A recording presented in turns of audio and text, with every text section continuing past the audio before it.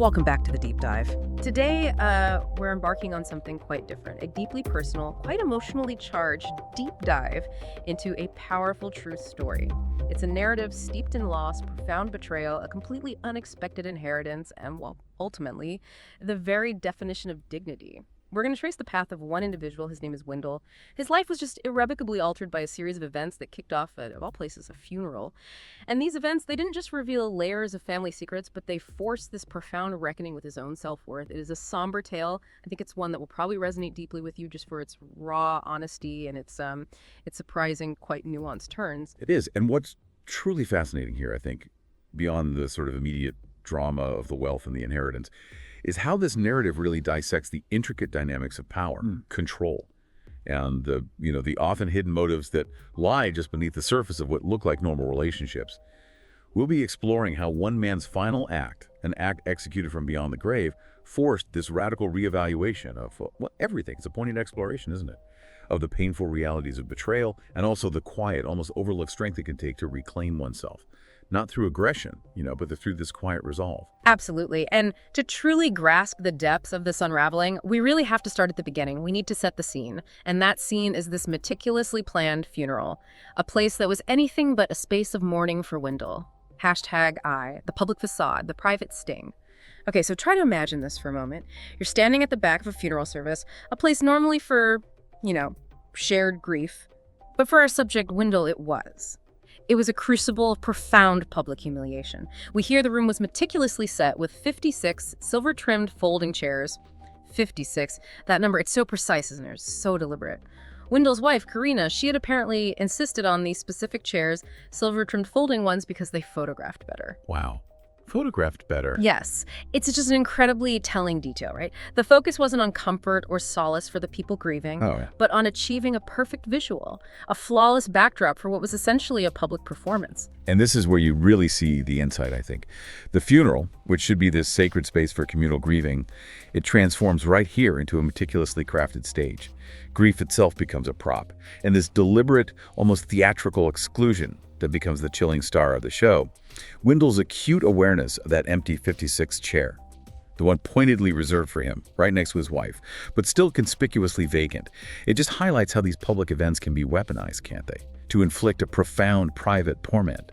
It forces us to confront the performative nature of some social gatherings, where appearances and these carefully curated optics just override any genuine human emotion.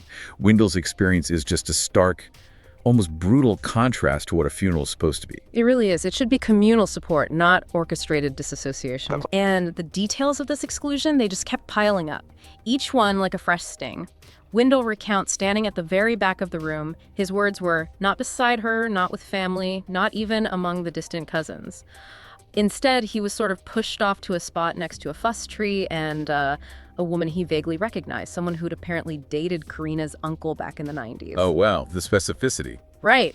And as if that wasn't enough, he's holding the funeral program, this tangible symbol of remembrance, and he finds his own last name is misspelled. It's almost breathtaking, the level of deliberate, calculated insult packed into these small details. And in that whole room, filled with mourners, not one person, not a single soul offered him a tissue. Just a simple gesture of human kindness. Nothing. It was a scene just dripping with isolation, a stark tableau of a man being publicly erased. Utterly erased, in plain sight. And then the scene at the funeral takes an even more chilling turn. Karina, Wendell's wife, she steps up to deliver the eulogy for her father, Darby, the oil titan. Now, this was a man, Wendell recalls, with this sort of wry, almost bitter memory, who once dismissively told him he smelled like drywall. Ouch. Yeah. And during this seemingly heartfelt tribute, Karina completely omitted any mention of Wendell. None. The description of Karina delivering this eulogy is just chillingly precise. She wore black silk and heels sharp enough to puncture egos. She cried, yes, but only, quote, perfectly enough to seem human, not enough to smudge mascara. So, a performance. Completely. This wasn't grief, was it? It was a carefully controlled display of emotion designed purely for maximum effect. And as she returned to her seat, she leaned in and whispered something to the man sitting in the very chair where Wendell should have been. And the man laughed. Wendell recounts his indifference to the man's identity because, as he put it so starkly, what happened after the service, that's where the story actually begins. The real story wasn't the public face. No, and what began was this brutal, horrifying realization of just how deep her calculation went. As she left the service, Karina performed this deliberate, almost theatrical gesture. She dropped her handkerchief right in front of Wendell. He bent down to pick it up, feeling, in his words, like an idiot, and that's when he saw it. Tucked into her clutch, he saw the folded corner of a legal document. His name was there, in bold, stark letters right next to a case number, and the revelation just hit him like a physical blow, stripping away any last vestiges of illusion he might have held onto. His realization was she had filed the divorce before the funeral, before the flowers, before the eulogy, before she cried over a man who hated me and pretended she still loved me. The timing.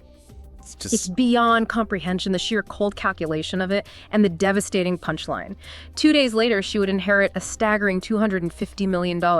And then, just 2 days after that, she'd walk into their shared home, hand him a plain white envelope, and coldly pronounce, "Wendell, I'm choosing myself." Wow. This sequence, from the dropped handkerchief to that stark revelation, it just perfectly illustrates the chilling calculation at play, doesn't it? It wasn't accidental.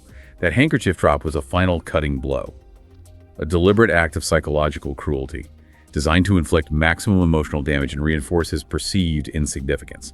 It forces us to really consider the depths of manipulation and how quickly intimate relationships can just dissolve into these purely transactional arrangements, especially when such vast sums of money are involved. This is such a crucial aha moment, isn't it? For understanding Karina's character and the whole central conflict, it reveals her actions weren't impulsive reactions to grief or even just a sudden desire for freedom. They were meticulously planned moves. And that highlights this profound and frankly disturbing lack of empathy that must have been festering beneath the surface for quite some time.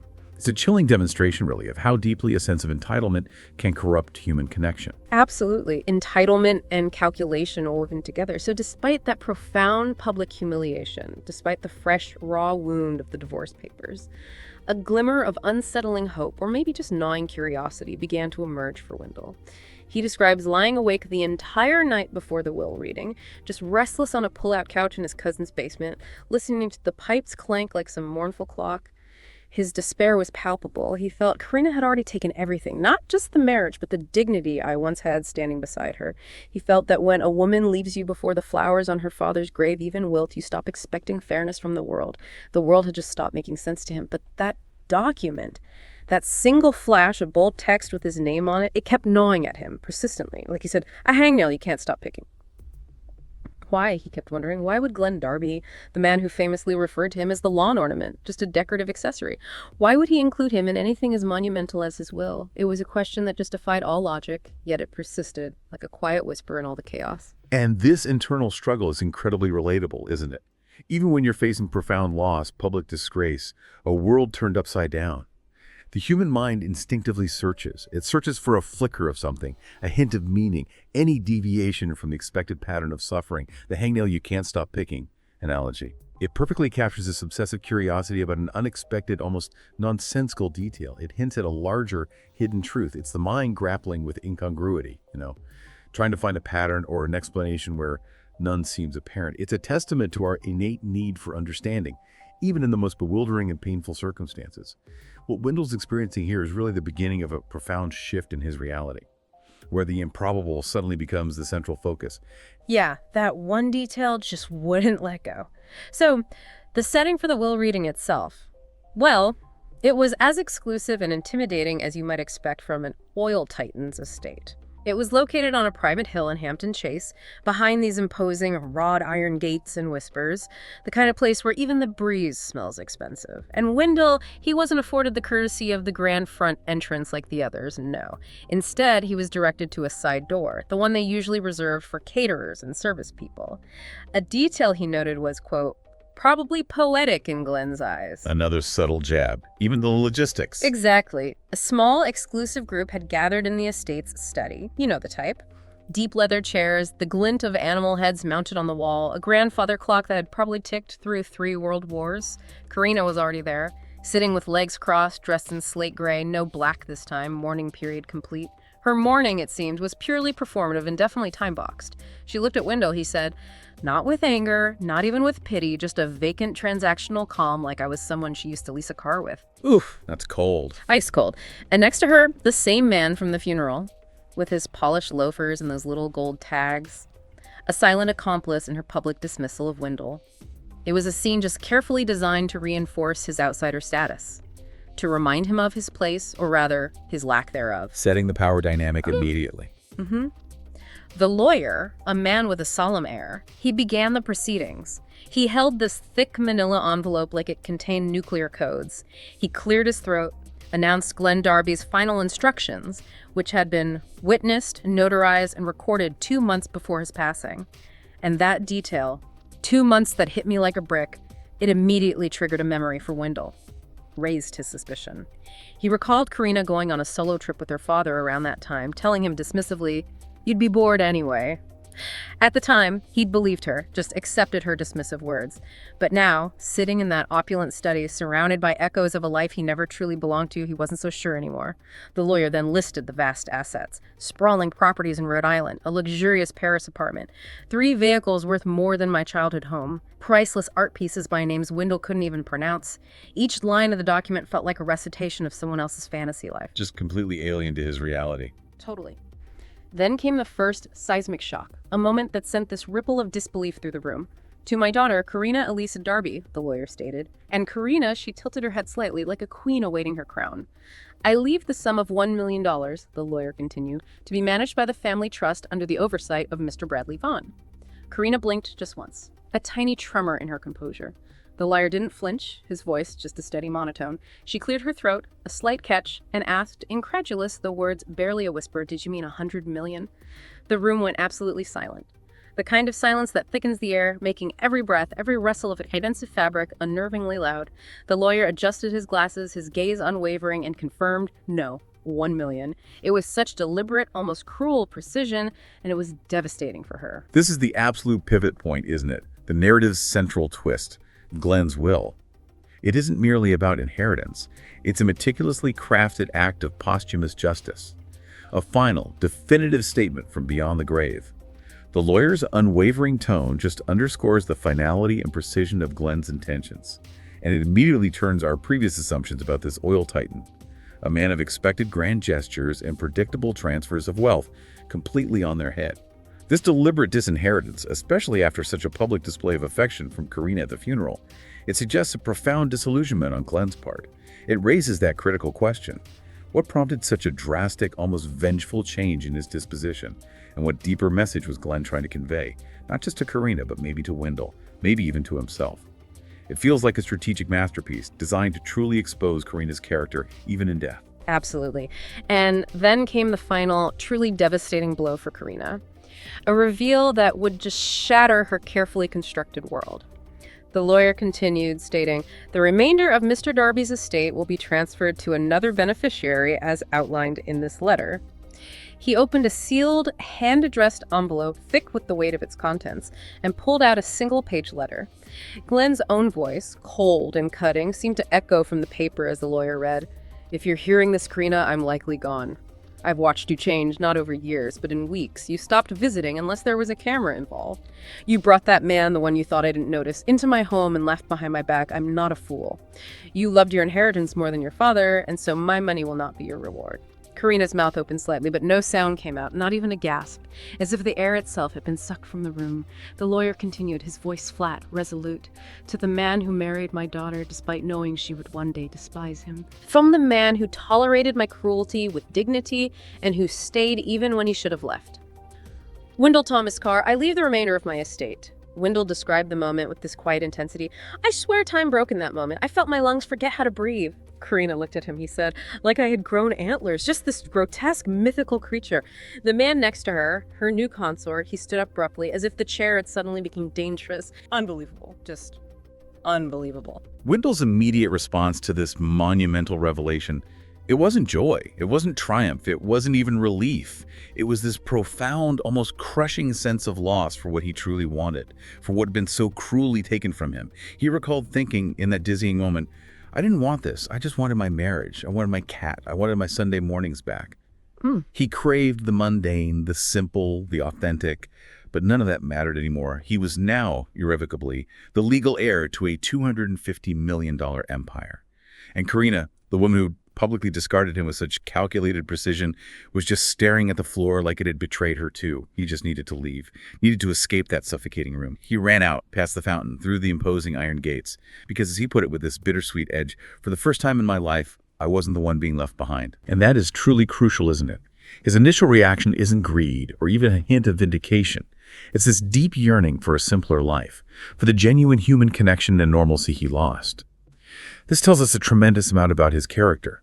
It distinguishes him so sharply from Karina.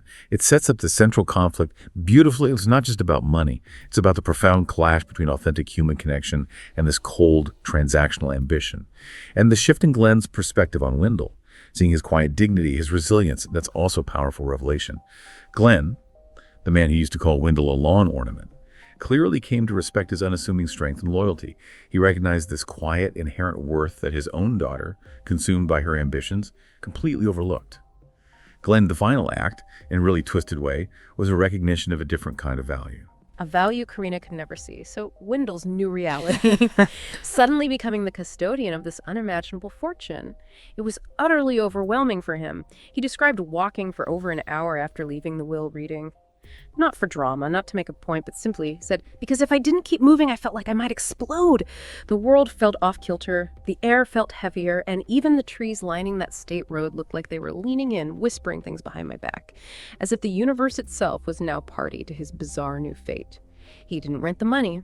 What he truly yearned for was a time machine. To go back 6 months to shake himself awake until he noticed all the ignored, subtle signs of Karina's betrayal. He wanted to return to a time before she started disappearing into her phone, before she started wearing new, expensive perfumes and saying dismissive things like, "You wouldn't understand the world I come from." This sudden, immense wealth was terrifying to him. His entire life had been defined by this quiet, modest existence. Coupons, bulk ramen, and budgeting gas to make it through a week, he confessed with a deep sigh. I wasn't built for this. He was unsure what to do with money that had more zeros than I'd ever seen. And Wendell's reaction to this unexpected inheritance, it's incredibly complex, isn't it? And profoundly human. It's not a triumphant moment, like many might imagine. Instead, it's one of profound fear, confusion, a deep sense of disorientation. He's truly a fish out of water, overwhelmed not just by the sheer volume of wealth, but by a world, a new identity he's never known, and by a fortune so deeply tainted by such painful personal history. This perspective really humanizes the experience of sudden wealth. It shows it's not always a blessing, especially when it arrives hand in hand with such profound emotional baggage and forces you to confront the ghosts of your past. It highlights how much our identity, our very sense of self-worth, is tied to our perceived status and circumstances, and how unsettling it can be when that foundation is suddenly violently shaken. Yeah, a foundation built on coupons and ramen suddenly replaced by millions. It's whiplash. But while Wendell grappled with this new reality, Karina, well, she knew exactly what to do. The very next morning, she dramatically re-entered his life, waiting for him in front of the depot where he worked. She was leaning casually against the hood of her sleek BMW, like she hadn't shattered my heart and walked out on me a few days prior. The look in her eyes, Wendell noted, was chillingly precise. It wasn't sorrow. It wasn't even desperation. It was hunger, strategic, polished hunger. "We need to talk," she said, her voice smooth, like she was in some courtroom drama setting the stage. When he tried to brush past her, she followed him right into the building, past his supervisor, cornering him near the break room. She stood so close he could smell her familiar vanilla lotion, the same one she used when they shared a bed. And then she said it. Without apology, without guilt, with this chilling sense of entitlement. "You don't deserve this, Wendell." Wow. Straight out of the gate. Straight out. She continued, her voice lowered, as if sharing some secret. "You think this is your money? This wasn't supposed to happen. He was punishing me. That's all. He always knew how to twist things." You're just a symbol, Wendell. This isn't about you." Wendell recounted that he laughed then. Not from humor, but the sharp, almost guttural sound, trying to stop his hands from shaking, trying to steady himself against his verbal onslaught. "A symbol," he asked, "so I'm not even a real person to you." Her response, delivered with a casual cruelty that Wendell said he still hears in my bones, was utterly devastating. "You were a mistake that lasted too long." Oh my God. That is just brutal. Karina's behavior here is a masterclass in psychological warfare, and just a raw display of pathological entitlement. She immediately tries to diminish him, make him doubt his own worth, reclaim control of a narrative she believes is fundamentally hers. Her phrase, "a mistake that lasted too long." It's particularly cruel, isn't it? Designed to cut right to the core of his self-worth and undermine his very existence. reducing him to a mere error in her grand design. This isn't just about money for her. It's about reasserting dominance and maintaining her carefully constructed image, even at the cost of inflicting profound emotional damage.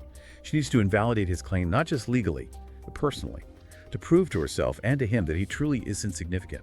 It's a desperate attempt to restore her perceived order to the universe. A universe where she's always in control. Before Wendell could even fully process how deeply that remark burrowed, she pulled out a thick folder from her expensive bag. It was filled with legal papers, sections highlighted with ruthless precision, post-it notes sticking out the side like angry yellow teeth. "This is a revised proposal," she announced, her voice unwavering, "for division of estate assets." Her arguments were just dismissive, manipulative, utterly devoid of any genuine concern for him. "You don't need all of it," she asserted, as if she knew his needs better than he did. "You don't know what to do with it, you'll lose it, you'll get eaten alive." When he asked, his very strained, if that was a threat, she simply smiled. The same predatory smile she used to give store clerks when she wanted them to waive the return policy. She called it an offer, Wendell, a chance for you to walk away with dignity before you embarrass both of us. The audacity, the sheer gall was staggering. Offering him dignity after everything she'd done. Exactly. Wendell's reaction was silent. His hands were clenched into fists at his sides. Not from anger, he noted, not aggression, but from this profound gnawing shame. "Because a part of me believed her," he admitted. A quiet, insidious voice inside him whispered, "She's right. I don't belong in that world. I am just a mistake." But then a quieter, shakier voice began to emerge within him, this nascent spark of defiance saying, "Maybe I do. Maybe Glenn saw something in me that Karina never did. Maybe staying, even when it made me feel invisible, meant something more than just weakness." Karina turned to leave, her sharp heels clicking with chilling confidence, the folder still clutched in her hand. "You'll call me," she said over her shoulder, a final, confident jab. "You always do." But Wendell recounted, his voice laced with this newfound quiet strength. "This time I didn't. Because this time I had something I never had before. Leverage." Ah, the leverage. The table's finally starting to turn, even if he doesn't fully realize it yet. Exactly. And Karina, for all her calculated moves, she wasn't done playing games. But crucially, neither was Wendell, even if unknowingly at first. By the end of that week, everything about his life felt profoundly fake. Like he was just an actor in someone else's bizarre play. He was still clocking in at the depot, still eating off-brand cereal in that borrowed basement, still getting texts from Karina.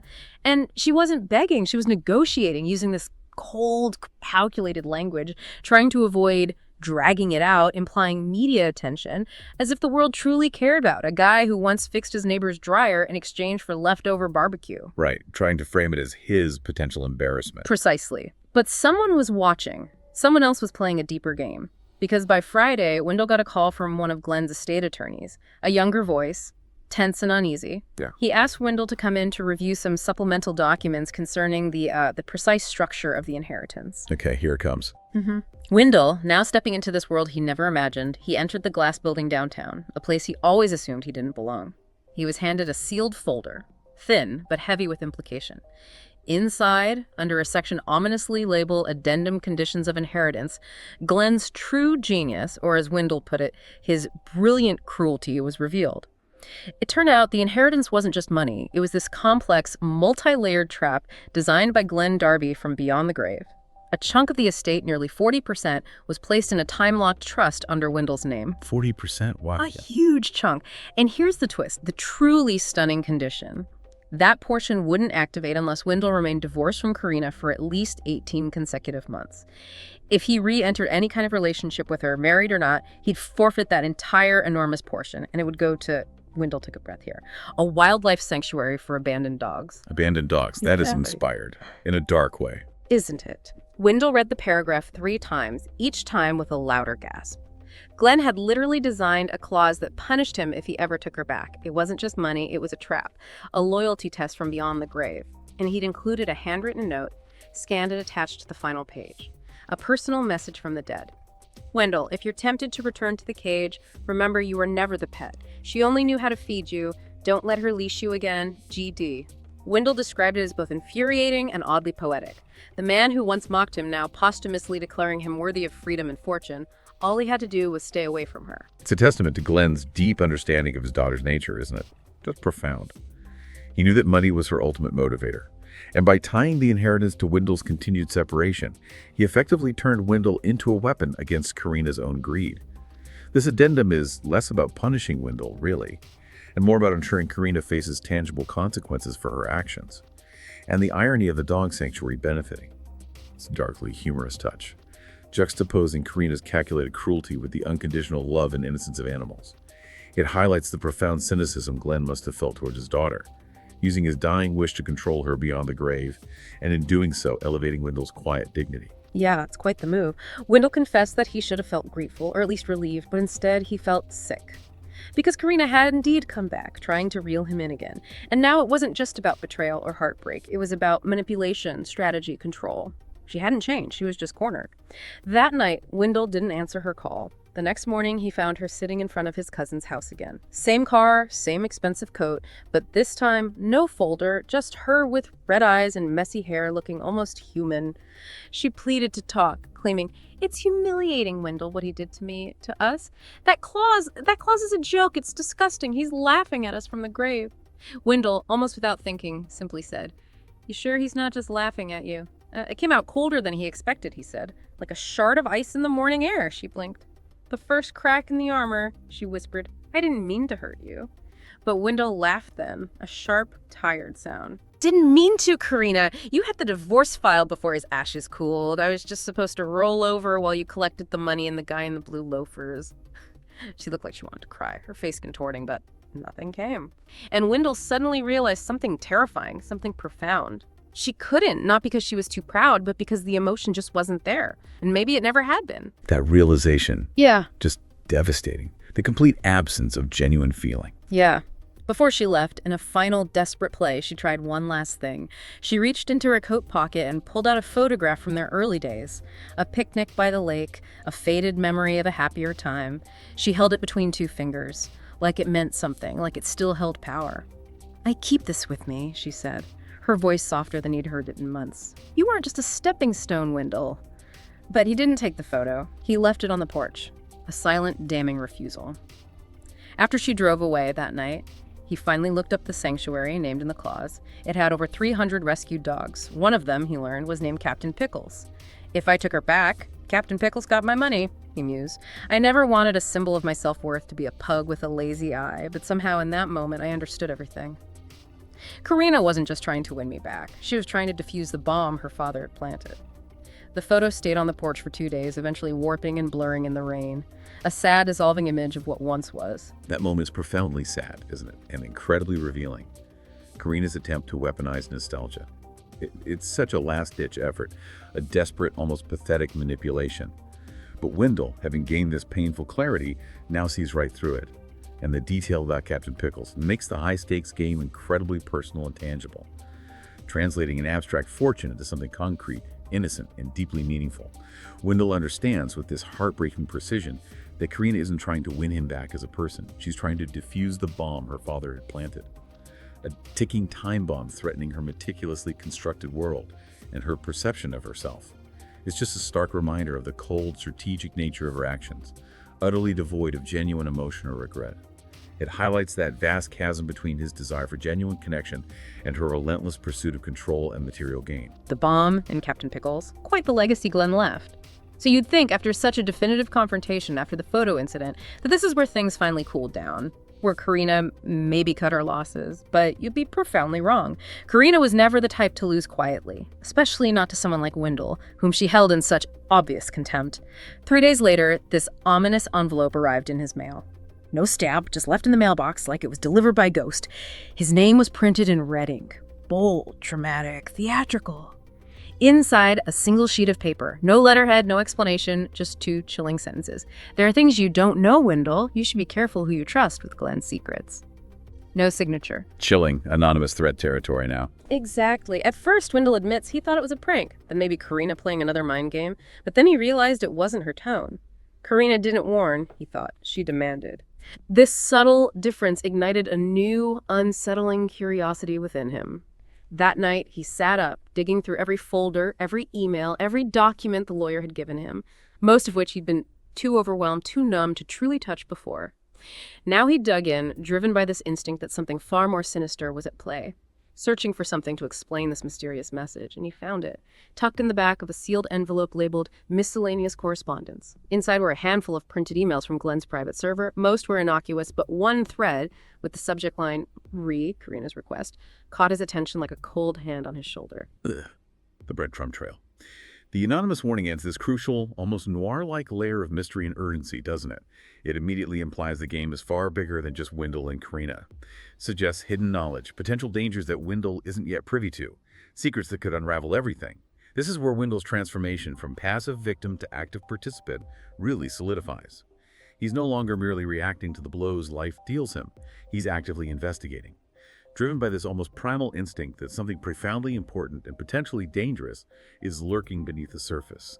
It's the true beginning of him taking control of his own narrative, not just his inheritance. Taking control is right.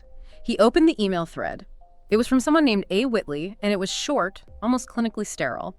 We've reviewed the request. Document destruction would require written sign-off from all trustees per the original agreement.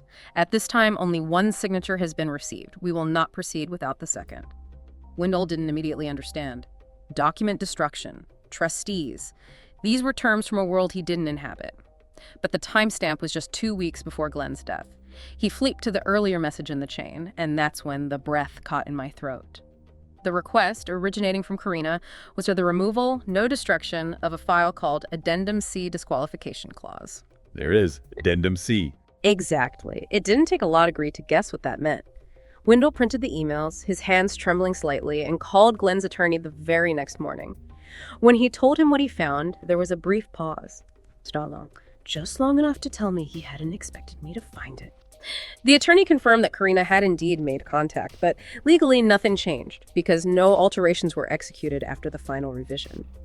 Wendell hung up, staring at the wall, the full devastating implications settling over him. Karina hadn't just left me, he realized, with this profound sense of sickening clarity. She'd known about the clause, she'd known what her father had done, and she tried to erase it before he died. Her recent soft voice, her seemingly fake tears, her desperate appeals to nostalgia, they were nothing more than damage control. A cynical, calculated performance. And that discovery is truly damning. It exposes the premeditation, the profound depth of Karina's deceit. It reveals she wasn't just reacting to her father's will after his death, she was actively trying to circumvent it while he was still alive. This revelation casts all her subsequent actions, her pleas, her attempts at reconciliation, her calculated nostalgia, in a new, far darker light. It confirms that her seemingly remorseful pleas were purely strategic, a desperate attempt to regain control of the situation that was spiraling away from her. It is just undeniable testament to her manipulative nature and her boundless ambition, proving her actions were driven by cold, hard calculation. The mask in that moment truly fell away. Completely off. But the deepest, most disturbing secret, that was yet to be uncovered. Waiting in Glenn's private library, it took nearly a week of calls and paperwork to gain access to the sprawling property again. Wendell noticed a distinct shift in how he was perceived by the estate staff. The guards now recognized him, not as Karina's ex, not as the broken guy who fixed radiators, but with a new deference as Mr. Carr, sole beneficiary of the Darby fortune. Even the imposing marble lions by the front door seemed to stand a little straighter. The library was on the second floor, west wing, a grand, intimidating space he'd never been allowed to visit when he was with Karina. She always claimed it was off-limits, something about private archives and family history I wouldn't understand. Now he understood everything. It wasn't about books, it was about control, about what was hidden and what was revealed. Tucked between leather-bound first editions and a massive globe that probably hadn't spun in 50 years was a hidden drawer behind a false panel. He didn't find it on his own. An older, dignified staff member, Horace, guided him there, simply handed him a brass key and said, with quiet solemnity, "He wanted you to see it." Inside the velvet-lined box was a single flash drive, labeled in Glenn's precise, familiar handwriting, Library July 10th Final Record. It felt heavier than it should have, like it wasn't just plastic and metal, but loaded with everything I'd been too blind to see for the past few years. The final piece of the puzzle. You can feel the weight of it. Yeah. Wendell watched the video alone in the estate study. Curtains pulled tight, doors locked, the silence in the grand room thick with anticipation. The file was under 5 minutes long. Raw, unedited footage from a fixed security camera positioned above the fireplace. It showed Karina, Not crying, not mourning, not even alone. She was pacing, agitated, phone clutched in one hand, the other gesturing wildly with barely contained fury. She wasn't talking to Glenn, she was yelling at him. Glenn was seated behind the massive desk, motionless, watching his expression, exhausted. Wendell leaned in closer to catch the strained dialogue as Karina snapped, her voice cutting through the silence. "You have no right to do this. You want to die with a smile on your face, knowing you've taken everything from me." Glenn didn't respond, his face a mask of weary resignation. She continued, voice rising in this crescendo of contempt. "You hate me so much you'd rather give your empire to a man who unclogged your toilet." Still, no answer from Glenn. She stepped closer, her face contorted. "He's weak, Dad. He doesn't belong in this world. He's not even one of us. He barely knows how to dress himself. This is humiliating." Glenn finally moved then, leaning forward, his voice a chilling whisper. "You made your choice," he said, his words like cold steel. "You left him before I was even gone," Karina hissed, her face twisted. "So what? You were already halfway in the grave." Glenn held up a hand, cutting her off, his voice slow, deliberate, laden with finality. "And yet I lived long enough to rewrite the will." She froze, her face twisted in something close to panic, the air draining from her. Glenn went on, slower now, each word a hammer blow. "You thought you could outsmart me, have your freedom, keep the fortune, erase the consequences. But Karina, there are consequences. You always thought love was leverage, but Wendell," he said, using Wendell's name, "he never asked me for anything. I'm protecting my legacy from you." The video ended. Screen went black. Wendell's own face faintly reflected in the glass. It wasn't satisfying, he said. It hurt. He had still, foolishly, hoped she might care, that some piece of her had loved him once. But the way she spoke about him, like I was an embarrassing accident, confirmed she had discarded him. Utterly and completely. That video. It's the raw, unflinching core of this entire deep dive, isn't it?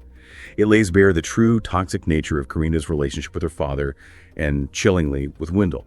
Her contempt for Wendell, her perception of him as weak and not one of us, it's truly heartbreaking. It lays bare the profound classism and disdain she harbored, viewing him as a mere utility, easily discarded.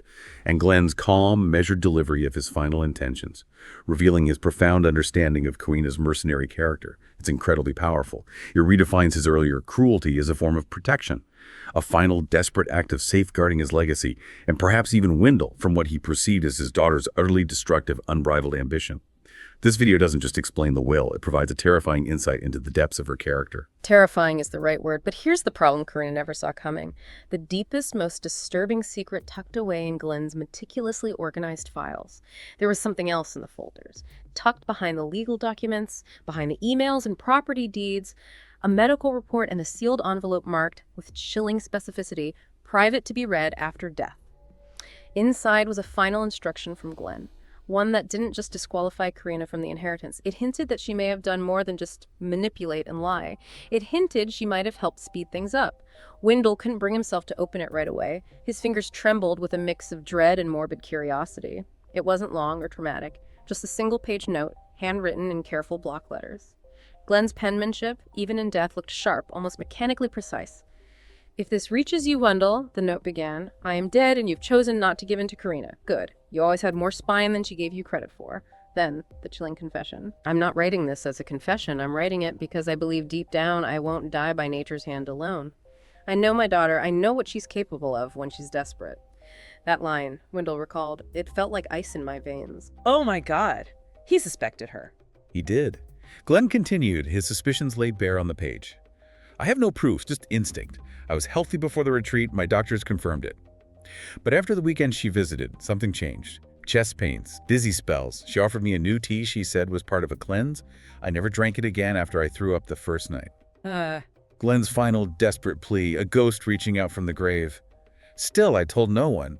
What kind of father suspects his own daughter of trying to finish the inheritance early? But Wendell, if you're reading this and I didn't go peacefully, promise me one thing. Don't let her walk away untouched." Wow, that takes it to a whole new level. A terrifying new level. Wendell couldn't dismiss it as paranoia, not after everything else he'd uncovered. He remembered Karina's venom, her unhinged desperation in the video, her obsession with the addendum clause. He rushed back downstairs, his mind racing, and asked Horace if he could access the security logs again. Horace hesitated, his face etched with concern. But when Wendell showed him Glenn's handwritten letter, his expression hardened and he simply nodded, understanding the gravity of the request. They pulled up the archive for the specific weekend Glenn mentioned, the retreat. The logs showed in cold, stark digital print that Karina had entered Glenn's private quarters no less than 7 times between midnight and 4 a.m. Horace confirmed with a grave look that guests never had access to that highly restricted space unless expressly invited. Wendell knew Glenn. He didn't invite Karina into that room 7 times at midnight. It wasn't proof enough for immediate police action or a criminal lawsuit, he knew that, but it was enough for Wendell. Enough to understand that everything she'd done since the funeral, every tear, every plea, every manipulative smile, wasn't about loss or grief. It was fear, he realized. Not of losing money, but of me discovering that she might have played a part in how fast the money arrived. It was fear wearing expensive perfume and polished lipstick and tight, desperate smiles. That is truly the most chilling revelation, fundamentally shifting the narrative from mere emotional betrayal and financial manipulation to potential criminal intent. Glenn's handwritten letter, combined with the irrefutable evidence of the security logs. It provides a powerful, albeit circumstantial, case for Karina's extreme desperation and potential terrifying actions. It underscores the profound depths of human darkness and the horrifying lengths to which some individuals will go for wealth and control. This raises a deeply unsettling question about the line between ambition and malevolence, and how easily that line can be crossed when faced with the lure of vast riches. It's a truly unsettling conclusion to the hidden secrets, proving that Glenn's final acts were not just about money, but about a deeper, more primal form of self-preservation and justice. Justice, yes, and protection. So, armed with the full, devastating truth, the lies, the manipulation, the potential malice, Wendell made a choice. He called Karina. She picked up on the first ring, breathless, like she'd been staring at the phone for hours, waiting for a lifeline. "Karina," he said, his voice measured, calm, utterly devoid of emotion, "I found the footage. The one from the library. And the letter." There was just this profound, suffocating silence on the other end. He let it sit, let the weight of his words settle. Then, softly, almost a whisper, she said, "You're not supposed to have that." "No," Wendell replied, his voice firm. "I'm not. Just like you weren't supposed to be in his room 7 times after midnight." She exhaled sharply, a gasp of pure shock. "You don't know what you're saying," she pleaded, her voice cracking for the first time. "I know exactly what I'm saying, and so do you," Wendell asserted, his resolve unwavering. Another pause, thick with dread. Then, with that same twisted control she always used when she was truly cornered, she asked, "What do you want?" It was the first time she didn't pretend to be innocent, didn't try to play the victim. And in that moment, Wendell realized something crucial, something deeply profound about her character. Karina didn't believe in guilt, she didn't believe in shame, she didn't believe in family ties, she believed only in leverage. That realization is key. And his response, this conversation, is Wendell's ultimate reclamation of power and dignity. He doesn't stoop to her level. He doesn't engage in her transactional game of leverage, which would only perpetuate the toxic cycle of manipulation. Instead, he delivers this perfectly calibrated form of psychological justice, leaving her with the very fear and uncertainty she inflicted on others.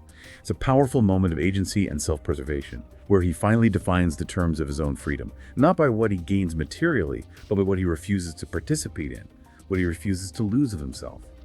This subtle but profound shift in dynamic is the true victory. He chooses peace and integrity over any further entanglement in her web. Absolutely. So Wendell gave her none of what she expected. "Nothing," he said, his voice resonating with an unfamiliar authority. "I want nothing from you, and I'm going to give you nothing back. No money, no silence, no protection. You're going to spend the next year wondering if I'll go to the police. You'll keep your hair perfect and your smiles polished, but you'll always flinch when a doorbell rings." Her voice broke then, for real, for the first time in his memory, a ragged, raw sound of genuine despair. But Wendell, for all the pain, he hung up. He said he had never felt stronger in my entire life. And he wasn't done, because Glenn didn't just give him an inheritance, he gave him a sword, a powerful instrument for justice. And he decided to wield it carefully. Very carefully. Wendell didn't go to the police right away after that call. He took his time, did what Karina never expected him to do. He moved carefully, deliberately. He let her think he was bluffing, let her slowly, silently panic in her opulent glass condo, surrounded by her wine and her financial spreadsheets. And while she watched the phone like a grenade with a twitchy pin, Wendell started meticulously building a case. He hired Glenn's own private investigator, a shrewd, quiet man who, it turns out, had worked for the Darby family for years, and it was revealed already harbored deep suspicions about Karina's character and activities. The investigator compiled notes, precise dates, pharmacy receipts, meticulously tracked financial transfers. There was a faint but undeniable trail showing Karina had purchased certain compounds from a boutique wellness shop known for cleansing powders, the very same unusual concoctions Glenn had consumed and then suddenly, inexplicably, stopped. Once they turned it all over to the estate attorneys, the legal machine came to life. Quietly, quickly, and with brutal efficiency. Karina was served with formal accusations. Attempted tampering with a trust, destruction of protected legal documents, and will interference. End quote. It didn't go to criminal court. Wendell wasn't trying to convict her, not in that way. But it did go to civil court, where the evidence would speak for itself. Using the system Glenn understood so well. Exactly. And in that courtroom, the full, undeniable weight of Glenn Darby's empire and his final calculated wishes crushed whatever hope Karina had left. The clause held. She walked in thinking she could challenge it, maybe even manipulate the legal system as she had manipulated people. She walked out with nothing. Not a dime. The judge honored the intricate structure of the trust, the crucial addendum, the damning video footage, and even Glenn's final handwritten statement. Karina's remaining stake, that paltry $1 million she was meant to receive, was frozen. Then legally redirected not to Wendell, but to a series of charities Glenn had named as alternates in case of moral compromise within the family. A final, devastating pronouncement on her character. Moral compromise. She tried to fight it, of course, appealed twice furiously. But each time the court sided with the overwhelming evidence, with the old man's resolute voice from the grave, and with the broken husband who had stayed quiet, observed, and endured long enough to finally expose the truth. And the civil court outcome. It's a complete and, frankly, satisfying resolution to the legal and moral battle that had simmered for so long. It shows that truth and quiet perseverance can, in fact, prevail, even against powerful manipulative forces.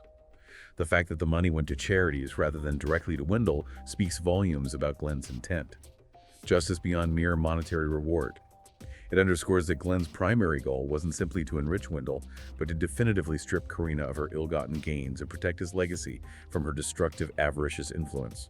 It's a profound testament to the power of consequences, even for those who believe themselves untouchable. Untouchable no more. And Wendell? What did he do with this empire he now controlled? He didn't run out and buy a yacht. He didn't move to Paris or hire a chef. He didn't even embrace the lavish life that was suddenly his for the taking. Instead, he moved into a modest place near a quiet lake upstate. He adopted 2 senior rescue dogs from Captain Pickle's sanctuary, and he started volunteering there once a week, finding this quiet, profound peace in caring for the vulnerable. Funny how one clause written out of spite turned into the only peaceful place I've ever known, he reflected, with a soft, almost wistful smile. He's learned things he never knew he needed to learn. How to file estate taxes, yes. But more importantly, how to trust again, slowly, painstakingly. And how to sleep without checking his phone at 2 a.m., wondering if she's texting someone else. Finding peace in the unexpected outcome of that spiteful clause, that's quite something. It really is. People ask him if he's angry, if he still misses Karina. And the truth, he says, is complex. Layered. I don't miss the lies, I don't miss the weight of her expectations, but sometimes I miss who I thought she was, he admitted, his voice tinged with a faint residual sadness. That version of Karina I used to imagine still loved me somewhere beneath all the ambition and contempt. But, he concluded, with this quiet strength that has become his defining characteristic, missing a ghost isn't the same as wanting it back. Not long ago, he received one final letter. Handwritten, messy, unsigned, no return address, just one desperate sentence. "You ruined everything." He didn't keep it. He simply let the dogs chew it up. A symbolic act of finality, because as he put it with a gentle, undeniable peace, "She's wrong. I didn't ruin everything. I saved what was left of me, and that was worth far more than $250 million. Wow. What an ending. Saving what was left of himself. Hashtag outro. So what does this all mean for you listening? Wendell's story, this deep dive into loss and reclamation. It's such a powerful reminder, isn't it, that sometimes the greatest treasures aren't found in what we gain, but in what we courageously refuse to lose. It's about the quiet internal strength of walking away from what diminishes your spirit, even when the path ahead is uncertain or fraught with unforeseen complications. It's about understanding that true self-worth comes from an inner knowing, not from external validation or the fleeting allure of material wealth. And this raises an important question, doesn't it, for all of us? In a world that's constantly vying for our attention, whispering promises of external success, subtly shaping our perceptions of value, how do we truly discern genuine worth from superficial gain? And what personal addendums might we need to courageously write for ourselves, those non-negotiable conditions, to protect our own dignity, our own peace, and our authentic self, regardless of the external circumstances that might challenge us? A truly thought-provoking question for you to ponder. This has been The Deep Dive. Thank you for joining us.